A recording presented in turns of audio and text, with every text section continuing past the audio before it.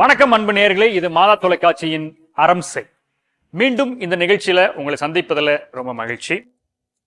தொடர்ந்து நாம் குழந்தைகளுடைய அந்த வளர்நிலையில ஆளுமை வளர்ச்சியில ஒரு பாராட்டு எந்த அளவுக்கு முக்கிய பங்காற்றுகிறது என்பதை பற்றி கடந்த வாரங்களில் பேசிட்டு இருக்கிறோம்.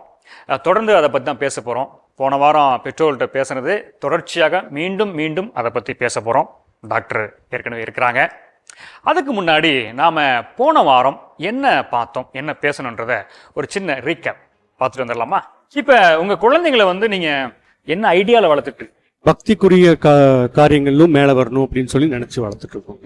பெரியவங்களை எப்படி மதிச்சு நடக்கணும், அவங்களுடைய எய்ம் என்னவோ, aim of life, bring out the talents of them. அப்படி இல்லாம கொஞ்சம் நஷ்டமும் தெரியணும் அப்படின்னு சொல்லி வளர்த்தேன். சமுதாயத்துக்கு ஒரு நல்ல முன்மாதிரியா வரணும் அப்படின்னு சொல்லிட்டு வளர்த்தேன். அவளுக்கு என்ன பிடிக்குமோ அதை அவ பண்ணணும். இன்னும் அவன் நிறைய பேத்துக்கு நிறைய உதவிகள் செய்யணும்னு நான் எதிர்பார்க்கிறேன். ரீகேப் பார்த்து முடிச்சிட்டீங்க.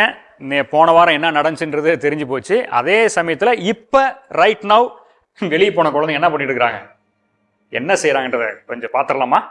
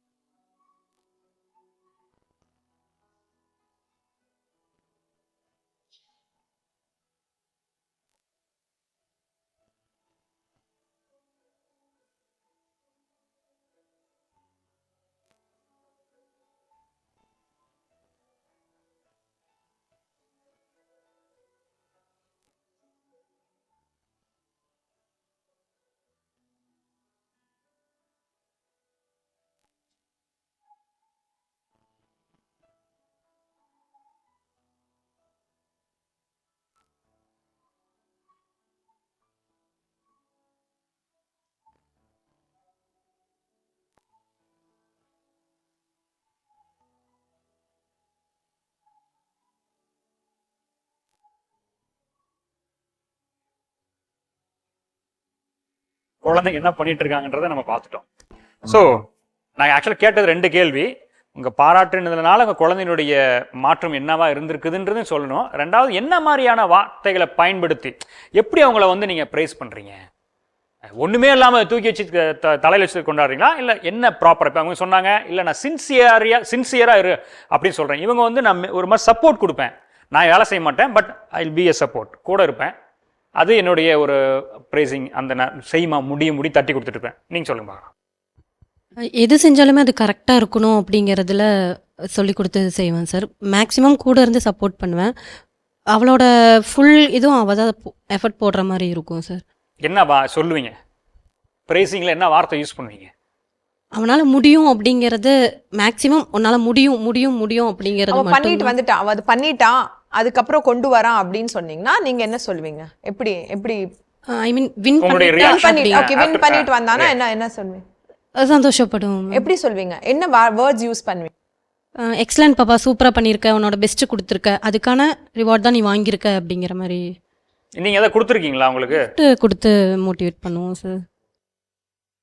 வின் பண்ணும்போது என் பொண்ணுக்கு எது வாங்கி கொடுக்காட்டியும் ஒரு ஹக் அண்ட் கிஷ் போதும். அவளுக்கு அதுதான் எதிர்பார்ப்பா. ரொம்ப கட்டி பிடிச்சி உமா கொடுக்கணும் அவளுக்கு. அது ஒன்று தான் பண்ணினாலே அவள் ரொம்ப ஹாப்பி ஆயிடுவாள். வேற எதுவுமே வேண்டாம் அவளுக்கு. Okay, good. நீங்க சொல்லுங்க. அவ ஃபர்ஸ்ட் கொஞ்சம் இன்ஹிபிஷன்ஸ் இருந்தது. அவங்க அப்பா கொஞ்சம் ரிசர்வ்ட். ஸோ நந்தனாவும் அந்த மாதிரி தான் இருந்தா. பட் நான் ஜஸ்ட் ஆப்போசிட்னால மேபி என்கிட்டயே ஜாஸ்தி அட்டாச்மெண்ட் இருக்கிறனால நான் இப்போ கொஞ்சம் எக்ஸ்போஷர் இருக்குது. அப்போது எப்போவுமே வந்து டீமோட்டிவேட் நாங்கள் பண்ண மாட்டோம். அதே மாதிரி அவளே சொல்லுவாள், இந்த மாதிரி நான் ப்ரைஸ் வாங்கினாமா எனக்கு என்னமாச்சு கொடுக்கணும், கிஃப்ட் கொடுக்கணும்னு என்னமாச்சு கேட்பா. ஸோ அது கேட்கும்போதே நாங்கள் சொல்லிடுவோம், உனக்கு என்ன தேவையோ எப்போ தேவையோ அந்த டைமுக்கு உனக்கு கரெக்டாக அந்த கிஃப்ட் கிடச்சிரும். You should not keep expecting for your progress. அது உங்க பாப்பா வந்து எல்லாத்துலயுமே ஜெயிச்சிட்டே வந்துட்டே இருந்தாளா? இது வரைக்கும் எதுலயுமே லூஸ் ஆகல? இது வரைக்கும் லூஸ் ஆகல சார். இதுல அவளுக்கு டிராயிங் இன்ட்ரெஸ்ட் இருக்கு. பட் கொலாஜ் ஒர்க் அதுல எல்லாம் வந்துட்டு அவ வின் பண்ண மாட்டா. இது வரைக்கும் அட்டெண்ட் பண்ண எல்லா காம்படிஷன்லயுமே ஜெயிச்சிட்டாளா? ஒரேட்ரி ஸ்கில்ஸ்ல தான் வின் பண்ணுவா. மீதில வந்து கிரியேட்டிவிட்டி அந்த பிக்சர் பெயிண்டிங் அந்த மாதிரி இருக்கிறதுல எல்லாம் அவ்வளோ டேலண்ட் இல்ல. ஓகே, அந்த சமயத்துல அவ வந்து லூஸ் பண்ணிட்டு வரான்னு வச்சுங்களேன், அவளை எப்படி நீங்க? அப்பவே நான் சொல்லிடுவேன், நம்மளுக்குன்னு ஒரு டேலண்ட் இருக்கு, எல்லாத்துக்குமே ஒரு ஒரு கேலிபர் இருக்கு.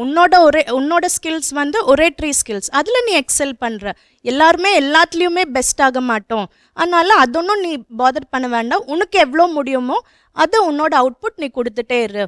இன்னைக்கு இல்லாட்டியும் என்னைக்காச்சும் உனக்கு அந்த அச்சீவ்மெண்ட் உனக்கு வந்துரும். You நீடன்ட் father about. அடுத்த முறை அதுல கலந்துக்க கண்டிப்பா பார்ட்டிசிபேட் பண்ணிட்டே தான் இருக்கா. Very good, super. பாப்பா ஹேண்ட் ரைட்டிங் வந்து ரொம்ப ஒர்ஸ்டா எழுதிட்டு இருந்தாங்க சார் ஃபர்ஸ்ட் ஸ்டாண்டர்ட் அப்ப. ஓகே, அப்ப வீட்டுக்கு வந்து ஃபர்ஸ்ட் சொல்லுவா, ஸ்டாண்டர்ட்ல ஒஸ்ட் எழுதுறாங்களா? இல்ல ஹேண்ட் ரைட்டிங் இல்ல மத்த குழந்தைங்க எழுதுறதோட கம்பேர் பண்ணும்போது இவ கொஞ்சம் ஒர்ஸ்டா இருக்கா. மத்த பிள்ளைங்களா? ஐயோ சரி, ஓகே. வந்து வீட்ல வந்து அழுவா, எல்லாரும் நல்லா எழுதுறாங்க என்னால மட்டும் முடியலமா அப்படின்னு சொல்லிட்டு அழுவா. அப்பதான் என்கரேஜ் பண்ணுவேன், நீ நல்லா எழுதலாம், உன்னால எழுத முடியும். உடி கைய இந்தா 2 நோட்டை ஃபில் பண்ணு அப்படிதான் கொடுத்துறீங்க. அப்படி டிப்ரெஸ் ஆக வேண்டாம், நீ அவங்க சொல்றத கேட்டு அப்படியே நீ டிப்ரெஸ் ஆக சரி, வேண்டாம். வேற என்ன செஞ்சீங்க அதுக்கப்புறம்? அப்புறம் உட்காந்து நானும் ட்ரெயின் பண்ணேங்க சார். இப்போ வந்து நோட்டு நிறைய நோட் இருக்குமா வீட்ல? உங்க வீட்ல இல்லைங்க சார், அப்படி இல்ல. உட்கார்ந்து சொல்லுங்களேன். நான் எழுதுவேன், எழுதிட்டு நான் எழுதுறது நீ எழுதுறது பாக்குறத பார்த்தே எழுதிடுவா அப்படியாவ? இப்போ நல்ல ஹேண்ட் ரைட்டிங் சூப்பரா இருக்குங்க சார். பெஸ்ட் ஹேண்ட் பாருங்க, ரைட்டிங் சொல்லி ஷோக்குக்காக பேச கூடாது. இல்லைங்க சார், நான் சோகா இல்ல. கேக்குறேன். See, I'm a teacher. எனக்கு தெரியும்.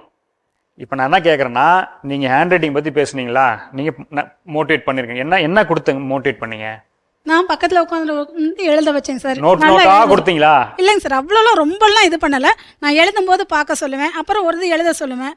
அப்போ நல்லா ரொம்ப நல்லா எழுதுறாங்க சார். டான்சிங்கும் அதே மாதிரி. இப்போ எந்த class? 4th. Okay, first ஸ்டாண்டர்ட்லேருந்து 4th வரைக்கும். Okay, good, very good. வேற டான்சிங்கும் சேம் அதே மாதிரி தான். போயிட்டு வந்தானா அவளை நீங்கள் எந்த அளவுக்கு நீங்கள் சப்போர்ட் பண்ணுவீங்க? நான் வந்து அவ ஏதாச்சும் பிரைஸ் வாங்கிட்டானா அவ கேட்டதை வாங்கி தருவோம், ஹோட்டலுக்கு கூட்டிட்டு போவோம். ஆமா ஆமா, சொன்னா அவதான் டிஃப்ரெண்டா சொன்னா, நாங்க ஹோட்டலுக்கு போவோம்னா. ஆஹா, நீங்க தான் எடுத்து வந்தானா உள்ள வரும்போதே சொல்லிடுவா, இன்னைக்கு நான் வந்து ஃபர்ஸ்ட் ரேங்க் எடுத்திருக்கேன், ஹேண்ட் ரைட்டிங்ல நல்ல இது வாங்கியிருக்கேன், டான்ஸ்ல நல்ல பிரைஸ் வாங்கி. நீங்க நினைச்சிட்டு இருக்கிற இல்ல அவ நான் ஜெயிச்சுட்டு வந்துருவோமான்னு சொல்லிட்டு போன சமயத்துல சம்வாட் அவ ஏதோ லூஸ் பண்ணிட்டா, 3rd பிளேஸோ 2nd பிளேஸோ இல்ல அப்படின்ற மாதிரி வரா, எப்படி இருக்கு உங்களுடைய ரியாக்ஷன்? எனக்கு கொஞ்சம் வருத்தமா தான் சார் இருக்கும். ஆனா மறுபடியும் அதை ட்ரை பண்ணி அதை அச்சீவ் பண்ண பாரு. ஹோட்டல் கட்டு ஆமாவா? இல்ல சார், அப்படி உங்களுக்கு வருத்தமா தான் இருக்கும்னு சொன்னீங்க இல்லீங்களா? ஆனா அந்த குழந்தை இப்ப வருது வீட்டுக்கு, அப்ப நீங்க என்ன சொல்லுவீங்க? சரி, அதனால ஒன்றும் நீ டிப்ரெஸ் ஆக வேண்டாம், நெக்ஸ்ட் டைம் பார்த்துக்கலாம். அது மாதிரி இதமா நான் வின் பண்ணியிருக்கணும், எனக்கு இது கிடைச்சிருக்கணும், எனக்கு கிடைக்கல, எப்படி அது எனக்கு கிடைக்காம போச்சு அப்படின்னு கண்டிப்பா கேட்பா. கண்டிப்பா. அப்ப நீங்க என்ன சொல்லுவீங்க? டிப்ரெஸ் ஆக வேண்டாம், இதுக்காக உடுமா இன்னைக்கு ஹோட்டல் செலவு மிச்சமாச்சு போ அது பக்கம் அப்படின்றீங்களா? காம்படிஷன்ல பாத்தீங்கன்னா 3rd பிரைஸ் வாங்கிட்டு வந்தேன்னா, அப்ப சொன்னா அம்மா எப்ப பார்த்தாலும் எனக்கு 3rd பிரைஸே கிடைக்குது ஏங்கம்மா அப்படின்னு கேட்டா, அப்ப நான் சொன்னா ஒன்னும் பிரச்சனை இல்லை பாப்பா, நமக்கு வந்து என்ன காம்படிஷன் ஆனாலும் நம்ம பார்ட்டிசிபேட் பண்ணோம், அவ்வளவுதான். பிரைஸ் கிடைக்கலங்கிறது நம்ம மேட்டரே கிடையாது. உனக்கு வந்து அது ஒரு எக்ஸ்பீரியன்ஸ், நீ அதை நல்லா இப்போ இதுல 3rd வந்துச்சுன்னா நெக்ஸ்ட் 2nd வரும், இன்னும் +2 வரைக்கும் டைம் இருக்கு, நிறைய இருக்கு. இப்போ நம்ம ஒவ்வொரு காம்படிஷன்லயும் நம்ம பார்ட்டிசிபேட் பண்ணிக்கலாம். அவளுக்கு எல்லாத்துலயும் பார்ட்டிசிபேட் பண்ணணும், எல்லாத்துலயும் ப்ரைஸ் வாங்கணும்னு. சப்போஸ் கிடைச்சிருச்சு 3rd பிரைஸ் அப்படிங்கும்போது அங்கேருந்து வரும்போதே ஹக் பண்றதுக்கு மாதிரி தான் வருவாங்க, கையை இப்படி பண்ணிட்டு தான் வருவாங்க. நம்ம வேற லெவல் தவங்க செம்ம அப்படின்னு சொல்லிட்டாவே அது பெரிய ஹாப்பி ஆயிரும். உடனே டாடிக்கு கால் போயிடும், டாடிக்கு உடனே கால் பண்ணி இப்படிப்பா நான் ப்ரைஸ் வாங்கிட்டேன். அவர் எப்போதுமே என்ன சொல்வார்னா, ப்ரைஸ் எங்களுக்கு முக்கியமே கிடையாது, நாங்கள் வந்து ஜஸ்ட் பார்ட்டிசிபேட் பண்ணுறோம், ப்ரைஸை நான் கொடுத்துக்கிறேன் அப்படிம்பாரு. பாப்பா இது நேரம் வரைக்கும் எந்த இதுலேயும் பார்ட்டிசிபேட் பண்ணல. 2 வருஷம் கொரோனாவில் ஆன்லைன் கிளாஸில் போச்சு. இப்போ தான் ஃபஸ்ட் ஸ்டாண்டர்டு, ஃபஸ்ட் டைம் ஸ்கூலுக்கு போயிருக்காங்க. ஃபஸ்ட்டு எழுதும்போது நல்லா எழுதுனா, இடையில கொஞ்சம் ஹேண்ட் ரைட்டிங் இதாச்சு. இல்லை பாப்பா இன்னும் கொஞ்சம் எழுது, லைன் கரெக்டாக டச் பண்ணி எழுதுனா. இப்போ போன வாரத்தில் பிரின்ஸிபல் சிஸ்டர் கூப்பிட்டு அவங்களுக்கு பெஸ்ட்டு ஹேண்ட் ரைட்டிங் ஸ்டூடெண்ட்டுன்ட்டு பேட்ச் கொடுத்துருக்காங்க. அது வாங்கிட்டு வந்தால் பேகு உள்ளே நுழையும் போது ஷூ ஒரு பக்கம் பேக் ஒரு பக்கம் தூக்கி போட்டு, அம்மா எனக்கு இது கிடச்சிருச்சு அப்படின்னா நான் கொஞ்ச நேரம் சிரிச்சுட்டேன். உள்ளுக்குள்ளே சிரிச்சுட்டு வெளியில் ஒன்றும் காட்டல. அவங்க அப்பா ரொம்ப சந்தோஷம், நீ அவளை பாராட்டலைனாலும் பரவாயில்ல சொல்லுனாச்சு. அப்படின்ட்டு அம்மா வாங்கிட்டம்மான்னு தூக்கிட்டு வந்து கிச்சனில் வந்து நின்று காமிச்சது. அது அவங்க நம்மட்டு சூப்பராக இருக்குது. இப்போ நான் சின்னதாக எழுதுனேன், இப்போ பெருசாக எழுதுனங்காட்டியும் உனக்கு பெஸ்ட்டு ஹேண்ட் ரைட்டிங் கொடுத்தாங்க.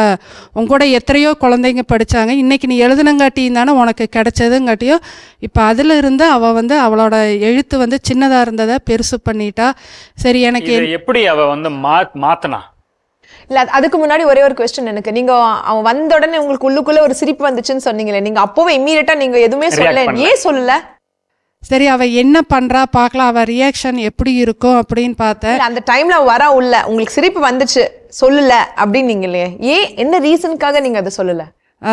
அவளோட ரியாக்ஷன் எப்படி இருக்கும், நம்ம என்ன பண்ணுவா அப்படின்னு. இது அப்படி இல்லைங்க, அவங்க சமையல் செஞ்சுட்டு இருந்திருப்பாங்க, மாவுக்கு தொட்டுட்டு இருந்திருப்பாங்க, அது ஒன்றும் பண்ண முடியாது. இப்போ அவங்க சொன்னாங்களே, அவங்க சொன்னதுலேயே எனக்கு அவங்களுக்கு ரொம்ப, அவங்க எதுவுமே யோசிக்கல. என் பிள்ளைக்கு தேவை ஒன்று தான், கட்டி பிடிச்சி ஒரு உமா கொடுக்கணும், அதுதாங்க முடிஞ்சு போச்சுன்னு அப்படின்னு. அது மாதிரி இப்போ அந்த குழந்தை அதே எண்ணத்தில் ஓடி வந்திருக்கும்ல. ஏன்னா இது வரைக்கும் இல்லாத, அதுக்கு தான் இந்த கேள்வி நினைச்சேன். முன்னாடி மோசமாக இருந்துச்சு கையெழுத்து அப்படின்ற விஷயம், இப்போ திடீர்னு மாறி இருக்குது. எப்படி மாறி இருந்துச்சு, எப்படி மாறுச்சு? மாறிச்சுன்னா தினம் வந்துட்டு நம்ம நல்லா எழுதணும்னா நல்லா முடக்க இருக்கும். இல்லைன்னா 10th 11th வரும்போது நம்ம கொஞ்சம் இதாக இருக்கும் பாப்பா, பெரிய கிளாஸ்க்கு போகும்போது. இப்போ கொஞ்சம் மாற்றிக்க அப்படின்னா கொஞ்சம். இப்படி தான் சொன்னீங்களா? ப்ராக்டிஸ் கொடுத்தீங்களா? ப்ராக்டிஸ்னா இல்லை, அவங்க நார்மலாக ஸ்கூல் நோட்டில் எழுதுறது தான். அவங்களா மாற்றிக்கிட்டாங்க. நான் மாற்று பாப்பா கொஞ்சம் பெருசு பண்ணு அப்படின்னு சொல்லிட்டு இருந்தேன். சரி கேட்கலாங்கும்போது சரி அவளுக்கா தோணும், உனக்கா எப்போ தோணுதோ மாற்றிக்க, ரொம்ப ஃபோர்ஸ் எல்லாம் பண்ணலைங்க. இப்படி எழுதுன்னு இல்லை, உனக்கா எப்போ முடியுதோ அப்போ மாற்றிக்கானே. என்ன கோழிக்கு இருக்குமா இருக்குது அப்படிலாம் சொல்லவே இல்லை நீங்கள்? அதெல்லாம் எதுவும் சொல்லலைங்க. சொல்லவே இல்லை? சொல்லவே இல்லை. Super, very good, okay good. எல்லாருமே அப்படி ஓப்பன் ஆட்டாக பேசுனீங்க. உங்கள் குழந்தைங்களையும் பேசியிருக்கிறாங்க, தெரியுமா உங்களுக்கு? சிரிக்கிறீங்க. ஓகே டாக்டர், இந்த எபிசோடு இப்போ வைண்ட் அப் பண்ணுறதுக்கு முன்னாடி எனக்கு பர்சனலாக ஒரு கேள்வி. யூஸ்வலி இப்போ குழந்தைங்க பார்த்தீங்கன்னா, நான் எல்லாத்துலேயும் கலந்துக்கணும், எல்லாத்துலேயும் ப்ரைஸ் வாங்கணும் அப்படின்ற அந்த ஆட்டிடியூட் பேரண்ட்டினுடைய ஒரு கம்பல்ஷனோ இல்லை பேரண்ட்டு கொடுக்குற அந்த அழுத்தத்தினால வருதா, இல்லை இயல்பிலேயே ஒரு குழந்தை இப்போ இருக்கிற இந்த ஜெனரேஷன் ஆசைப்படுதா, நான் எல்லாத்துலையும் கலந்துக்கணும், எல்லாத்துலையும் அப்ரிஷியேட் பண்ணணும்? எனக்கு 2 கேள்வி. இதுல 2 விஷயம் இருக்குது, ஓகேங்களா? ஒரு விஷயங்கிறது பேரண்ட்ஸ், இப்போ இருக்கிற ஜெனரேஷன் பேரண்ட்ஸ் எல்லாருமே 2 சைடும் ஆல்மோஸ்ட் ஸ்கூலுக்கு போயிருப்பாங்க. எப்படி இருந்தாலும் என்ன படிச்சிருக்காங்க செகண்டரி. ஸோ அவங்களோட குழந்தைங்க அவங்களோட நெக்ஸ்ட் லெவலுக்கு கொண்டு போகணும். நிறைய டைம் அவங்களுக்கு கிடைக்காத ஆப்பர்ச்சுனிட்டி, எனக்கு டான்ஸ் கிடைக்கல, எனக்கு மியூசிக் கிடைக்கல, எனக்கு டிராயிங் கிடைக்கல, ஆனா பாப்பாக்கு நான் கொடுக்கணும், அந்த ஒரு நோக்கத்துல நிறைய பேரண்ட்ஸ் குழந்தைங்களை புஷ் பண்றாங்க. That is one possibility. 2வது நம்ம சொல்றது, இப்ப அந்த ஒரு 20 பேர்ல ஒரு குழந்தை நல்லா டிராயிங் பண்ணிச்சு, எல்லாரும் கிளாப் பண்ணாங்க, எல்லாரும் சூப்பர்னு சொன்னாங்க, எனக்கும் யாராவது சூப்பர் சொல்லணும், எனக்கு அந்த ஒரு ரெக்கக்னிஷன் வேணும். ஏன்னா எல்லாருக்கும் இருக்குது 1 kid 2 kid, வீட்டிலே கிடைக்கிற அந்த ரெக்கக்னிஷன் எனக்கு வெளியேயும் கிடைக்கணும். அந்த ஒரு இதுக்காக சில கிட்ஸ் வில் ஹேவ், அவங்களோட கோரே அப்படிதான் இருக்கும்.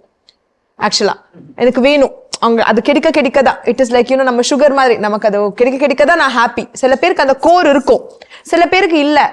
ஃபைன், நான் எப்படி இருக்கேன்னா நான் ஓகே, நான் என்னோட பெஸ்ட்டை பண்றேன், கிடைக்கலன்னா ஓகே அப்படிங்கிற சில பேருக்கு கோர் இருக்கும். அது ஜெனட்டிக் மேக்கப்லயும் இருக்கும். அவங்க பேரண்ட்ஸ் எப்படி இருக்காங்க, சில பேருக்கு அப்படி இருக்கும்.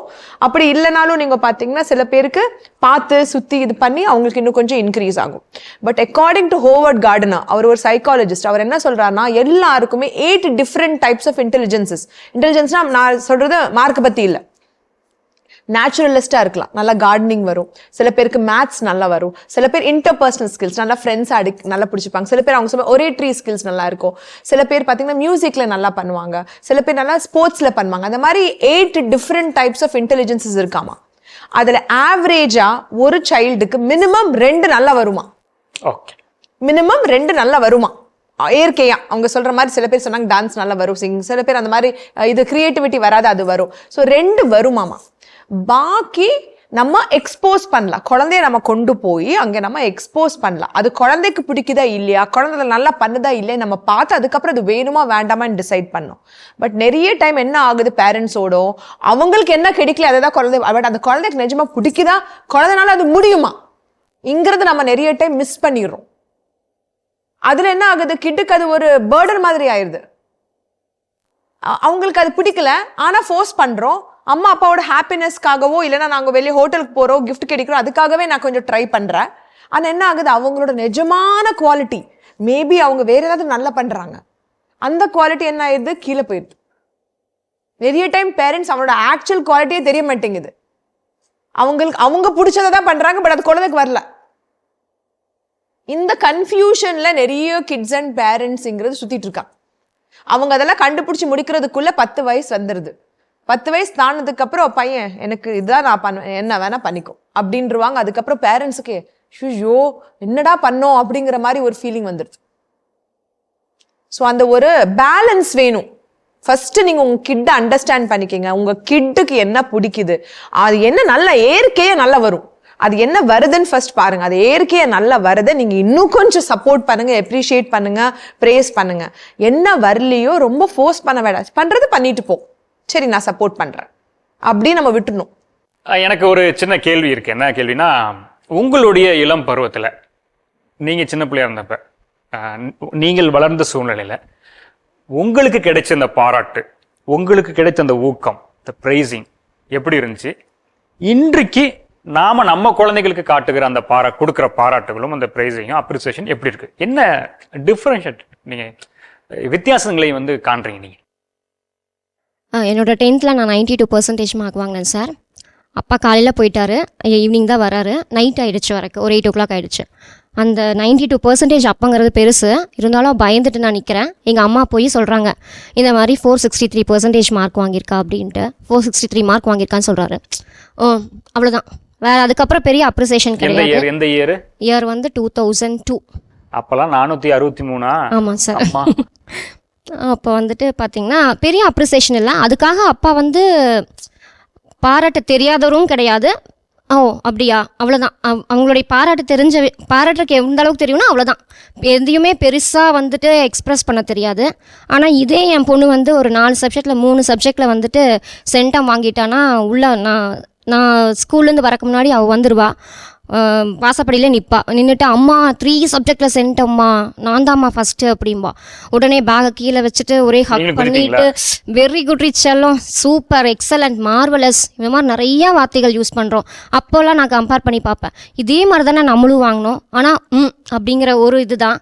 அதே மாதிரி டீச்சர்ஸ் கிட்ட இன்னும் என்னோட 10th நோட்டில் நான் வாங்கின என்னோடய சயின்ஸ் மிஸ்ஸு அவங்க போட்ட ஒரு குட்டை இன்னும் நான் பத்திரமா வச்சு பார்ப்பேன்.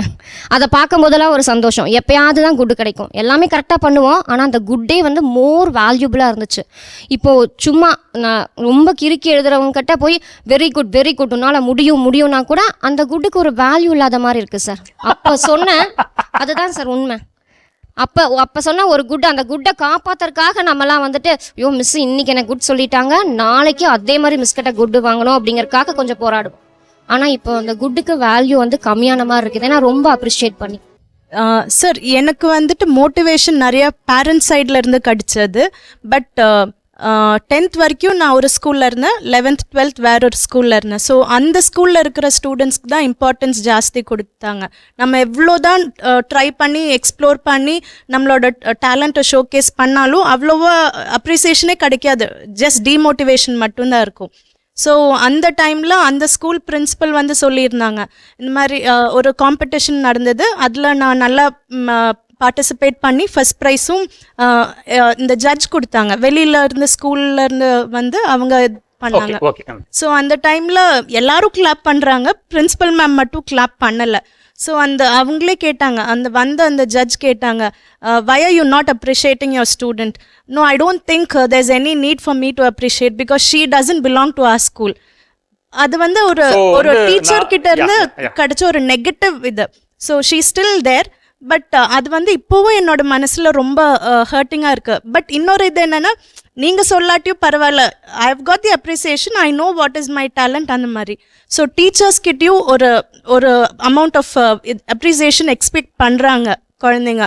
ஸோ அது touchwood my daughter has got that. Okay, good. அப்போ நீங்கள் சொன்னதுலேயும் அவங்க சொன்னதுலேயும் ஒரு விஷயம் புரிஞ்சுக்கிறேன்.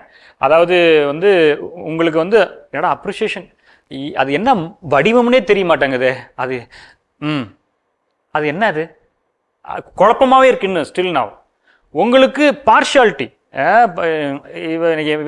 எங்கள் ஸ்கூல் குழந்தை கிடையாது, இப்போ திடீர்னு உள்ளே வந்து சொல்லியிருக்கா இவளுக்கு நான் என்ன அப்படின்ற ஒரு பார்ஷியாலிட்டி அப்போலாம் இருந்தது அப்படின்றோம். வேற தான் இப்போ வந்து எல்லாருமே வந்து இவங்க சொன்ன மாதிரி அப்ரிஷியேட் பண்ணிகிட்டே தான் இருக்கிறாங்க. ஓவர் அப்ரிஷியேஷன் ஆகிட்டு தான் இருக்குது. நம்ம வந்து குழந்தைக்கு வந்து அப்ரிஷியேஷன் கொடுக்கறத விட நம்ம என்ன பண்ணணும்னா, குழந்தைய வந்து நீ பண்ணுறத பண்ணுமா, அது நமக்கு எப்படி வருதோ பார்த்துக்கலாம் அப்படிங்கிறத மட்டும் நம்ம சொல்லி வளர்த்தனா பெஸ்ட்டாக இருக்கும். இப்போ என் பொழுது நான் வந்து உங்கள்ட்ட வழியெலாம் கேட்கல, அப்போக்கும் இப்போக்கும் என்ன வித்தியாசத்தை பார்க்குறீங்கன்னு சொல்கிறேன், டிஃப்ரென்சஸ். அதான் அப்போ வந்து நமக்கு அப்ரிஷியேஷன் அவ்வளோ கிடைக்காது, நம்ம ஏங்குவோம், அப்ரிஷியேஷனுக்காக ஏங்கிட்டு இருந்தோம். இப்போ தான் வந்து எதுக்கு எடுத்தாலும் குட்டு போடுறாங்க, ஸ்டார் போடுறாங்க, கையில் வந்து ஸ்டாம்ப் குத்தி விட்றாங்க, எல்லாமே பண்ணுறாங்க, நிறைய கிடச்சிருது. நிறைய வேறு பை காட் கிரேஸ் எனக்கு என்னோட பேரண்ட்ஸ் வந்து எப்போவுமே அப்ரிஷியேட் பண்ணிகிட்டே எதுலேயுமே எல்லாத்துலேயுமே இன்வால்வ் பண்ணுவாங்க. நான் ஒரு சின்ன விஷயம் வின் பண்ணிட்டேன்னா கூட எங்கள் அப்பா ஊருக்கே போய் சொல்லுவார், எல்லாருக்குமே தெரியும் அது. ஸோ அப்போக்கும் இப்போக்கும் டிஃப்ரென்ஸ் இல்லை உங்களை பொறுத்த வரைக்கும்? என்னை பொறுத்த வரைக்கும் இல்லை. இப்போ என்னோட பேரண்ட்ஸ் வந்து அந்த மாதிரி தான் இருந்தாங்க, என்னை எதுலேயுமே டிமோட்டிவேட் பண்ணது கிடையாது. உன்னால முடியாது அப்படின்னு ஒரு வேர்டே எங்கள் அப்பா சொன்னதே கிடையாது. Okay okay. அப்போ வந்து உங்களுக்கு தெரிஞ்சுக்கல, அப்போ இருந்து அதே தான் இப்போ இருக்குது அப்படின்னு. என் பொண்ணுக்கும் அதே மாதிரி தான், நாங்களும் டிமோட்டிவேட் எதுவும் பண்ணலை. சார் அந்த அப்போ வந்து எங்களோட காலத்தில் வந்து எனக்கு வந்து பை காட்ஸ் கிரேஸ் அப்பா அம்மா வந்து எஜுகேஷன் பிரகாரம் I have completed my MSc BEd, அதுக்கு எண்டானது எல்லாமே தந்தாங்க. பட் அப்ரிசியேஷன் அப்படின்னு பார்த்தீங்கன்னா இப்போ இந்த ஜெனரேஷனுக்கு கொடுக்குற மாதிரி இல்லை. அதுக்கு மெயின் ரீசன் என்னென்னா, அந்த காலத்தில் கிட்ஸ் வே மோர், 3 பேர், எங்கள் வீட்டில் 3 பேர். அப்போ வந்து வருமானம் வந்து பேரண்ட்ஸோட வருமானம் வந்து கம்மி. இப்போ நான் வந்து ஐடி, ஸோ நம்மளோட ஜெனரேஷன், அதனால் வந்து அப்ரிசியேஷன் இருக்கும். அவங்க வந்து சொல்லுவாங்க குட் அப்படின்னு சொல்லுவாங்க. பட் நம்ம இப்போ கொடுக்குற மாதிரி அந்த கிஃப்ட்டு, அந்த ரிவார்ட்ஸ் எல்லாம் குழந்தைகளுக்கு வந்து கம்மி தாங்க சார். எக்ஸாக்ட்லி. இப்போ ஏன் இந்த விஷயத்தை நான் உங்கள்கிட்ட இது கேட்டேன் அப்படின்னா, பாருங்கள், இவங்க சொன்ன ஒரு வார்த்தை, அப்போல்லாம் அப்ரிசியேஷன், அந்த ப்ரைஸிங் வந்து ரொம்ப ரொம்ப சாதாரணமாக இருக்கும். என்ன காரணம் அப்படின்னா, ஒன்று உங்கள் அப்பா வந்து நிறையா பேரோட பிறந்த ஒரு குழந்தையாக இருக்கலாம், நீங்கள் கூட கம்மியாக இருந்திருக்கலாம், பட் அது அப்படியே உள்வாங்கி வளர்ந்தவராக இருக்கலாம். அதனால் அவர் அது பெருசாக நினைக்கல. அதை இப்போ நாம் ஏன் வந்து இவ்வளோ கொடுக்குறோம் அப்படின்னா, ஒரு சமீபத்தில் ஒரு கல்விக்குழு ஒரு மீட்டிங் அட்டன் பண்ண தெரிஞ்சு, அப்போ வந்து அங்கே ஒரு கல்வியாளர் பேசினார். என்ன அப்படின்னா, இப்போ வந்து குழந்தைகள் வந்து பந்தய குதிரைகளாக இருக்கிறார்கள். குழந்தைங்களை வந்து இப்போ என்ன பண்ணுறோன்னா, 45,000 நான் செலவு பண்ணிட்டேன், கொண்டு போய் உள்ளே விட்டேன். இந்த 45,000 குழந்தைய முடிஞ்ச வரைக்கும் ஜெயிக்கிற குதிரையாக மாற்றணும். அப்போ அந்த குதிரை என்ன பண்ணுவோம், நாம தட்டி கொடுத்துட்டே இருப்போம், come on come on come on come on come on. இப்படி தான் போயிட்டு இருக்கு ஸ்கூல்ல அந்த பிரைசிங், அந்த அப்ரிசியேஷன் போயிட்டு இருக்கு. இன்னொரு ஒரு பாயிண்ட்ங்கிறது, ஓல்டர் ஜெனரேஷன் பாத்தீங்கன்னா, நம்ம பேரண்ட்ஸ் எல்லாருமே பாத்தீங்கன்னா என்ன நினைப்பாங்கன்னா, நம்ம அப்ரிஷியேட் பண்ணிட்டோம்னா அவங்க அதோட விட்டுருவாங்க, அதனால நான் பண்ணக்கூடாது, நான் சொல்லக்கூடாது. அது எங்களோட எங்க பேரண்ட்ஸ், ஐ திங்க் நம்ம பேரண்ட்ஸோட ஜெனரேஷன் என்ன நினைச்சிருப்பாங்கன்னா, சொல்லிட்டோம்னா அதுக்கப்புறம் பண்ண மாட்டாங்க, தேவையில்லை, ஏன் சொல்வானே, போய் எல்லாம் வேற யாருக்கிட்டாவது சொல்வாங்களே தவிர உங்ககிட்ட சொல்ல மாட்டாங்க. அந்த ஒரு மென்டாலிட்டி நிறைய பேருக்கு இருந்துச்சு முன்னாடி. இப்போ இருக்கிற ஜெனரேஷன் நீங்க சொல்ற மாதிரி யங்கர் ஸ்மால் ஃபேமிலி, 2 பேர் தான் 3 பேர் தான். அதுக்கப்புறம் மேபி அவங்க சொல்ற மாதிரி அவங்க ஃபேமிலி, சில பேரண்ட்ஸ் இப்போவே நம்ம பார்த்தோம்னா அவங்க பேரண்ட்ஸ் நல்லா அப்ரிஷியேட் பண்ணியிருக்காங்க, மேபி ஹஸ்பண்ட்ஸ் எல்லாம் அப்ரிஷியேட் பண்ண மாட்டாங்க. ஸோ அது ஒரு ஜாயின் ஆகும்போது when husband and wife come together there will be one mix. அப்போ திருப்பி வர ஜெனரேஷன்ல கொஞ்சமாறு மிக்ஸ் ஆகும். ஸோ அந்த ஒரு கிராஸ் மேட்ச்ல பார்த்தீங்கன்னா இப்போ வர ஜெனரேஷன் இன்னும் கொஞ்சம் அவங்க அப்ரிஷியேட் பண்றாங்க. அந்த குழந்தை நல்லா வராது அப்படிங்கிற ஒரு நோக்கம் 1. 2வது, இப்படி நம்ம யாருமே பண்ணலையே, என் பேரண்ட்ஸ் பண்ணல, என் ஃப்ரெண்ட்ஸும் அவங்க குழந்தைங்க அப்படி பண்ண, நான் எதுக்கு பண்ணணும் அப்படின்னு நம்ம ஜெனரேஷன் இருந்திருக்கலாம். இப்ப இருக்கிற ஜெனரேஷன் எல்லாருக்குமே நீங்க சொல்ற மாதிரி you have to keep taping பண்ணிட்டே இருந்தாதான் ஓடும் இருக்கலாம். 1. 2வது, நம்ம குழந்தைங்களே கேட்கலாம், இல்லை நமக்கு இருக்கிறது 1-2 குழந்தைங்க தான், நம்ம எல்லாரும் எஜுகேட்டட், நம்ம நிறைய பேர் வெளியே போறோம், வேற ஸ்கூல்ல வேலை பார்க்குறோம், கிட்ஸை பார்க்குறோம், அவங்க என்ன எக்ஸ்பெக்ட் பண்றாங்க நமக்கு தெரியும், அவங்க பேரண்ட்ஸ் என்ன தப்பு பண்றாங்க, நாங்க பண்ணக்கூடாதுன்னு நாங்க ட்ரை பண்றோம். பாசிபிலிட்டி அன்பான நேயர்களே, இவ்வளோ நேரம் நம்ம வந்து குழந்தைங்களுடைய இயல்பான சில விஷயங்களை, திறமைகளை எப்படி அடையாளம் காண்பது, அந்த அடையாளம் காண்கிற அந்த திறமைகளுக்கு எந்த அளவிற்கு நாம் அவர்களுக்கு உற்சாகம் ஊட்ட வேண்டும், அந்த உற்சாகம் அவர்கள் எங்கே கொண்டு போய் சேர்க்கும், எது இதெல்லாம் நம்ம ரொம்ப கவனமாக பார்க்கணும் அப்படின்றத பற்றிலாம் பேரண்ட் வழியாகவும் பேசணும். டாக்டரும் அதை சொன்னாங்க. இன்றைக்கு யதார்த்தமான சூழ்நிலை என்னன்னா, இன்றைக்கு குழந்தைகள் தூங்குகிற நேரம் போக மீதி இருக்கிற அத்தனை நேரமே அவர்கள் ஆக்கிரமிப்பு படப்பட்டிருக்கிறார்கள். தேவர் என்கேஜ்டு த்ரூ அவுட் த டே. அந்த ஸ்லீப்பிங் ஹவர்ஸை தவிர மீதி எல்லாமே என்கேஜ் தான். டாக்டர் சொன்ன மாதிரி தான், ஏதோ 1-2 டேலண்ட்லாம் இப்போ நினைக்கிறது இல்லை. இப்போல்லாம் வந்து நம்ம பேரண்ட்ஸுக்கு வந்து ஒரு பெரிய ஜாலியான ஒரு பெருமை மிகு வார்த்தை என்னன்னா, உன் குழந்தை என்னப்பா, my child is a multi talented child. Multi talented, okay, it's good. ஆனால் அங்கே சில டாக்டர் சொன்ன மாதிரி தான் 8 விஷயமும் வந்துடாது, 1-2 தப்பி போய் 3-4 அப்படின்னு வரும். ஆனால் இன்னைக்கு நிறைய பேரண்ட் என்ன பண்ணுறோம், குழந்தைங்களை உற்சாகப்படுத்துகிறோம்னு நினச்சிக்கிட்டு போட்டு அழுத்தி இந்தா 1 hour இங்கே, 1 hour இங்கே, 1 hour அங்கே, 1 hour அங்கே, இன்பிட்வீனில் வாய் தர, இதை சாப்பிடு, ஓடு. நான் வந்து என் குழந்தைய உற்சாகம் போட்டுறேன், என் குழந்தைக்கு நான் அப்ரிஷியேட் பண்ணுறேன், நான் வந்து நல்லா கொண்டு வரேன்னு சொல்லி போட்டு அதை சிதைக்கிற ஒரு சூழலை நாம் பார்க்க முடிகிறது. இதுவா இந்த ப்ரைசிங்? இதுவா அந்த பாராட்டுதல்? இல்லை. உண்மையான பாராட்டுகள் எப்படிப்பட்டதாக இருக்கும், அது குழந்தையை எந்த நிலையிலிருந்து எந்த நிலையில் உயர்த்தும் என்பதை தொடர்ந்து நாம் வரப்போகிற வாரங்களில் பார்க்கலாம். இது மாதா தொலைக்காட்சியின் அறம் செய். மீண்டும் அடுத்த வாரம் சந்திப்போம். நன்றி, வணக்கம்.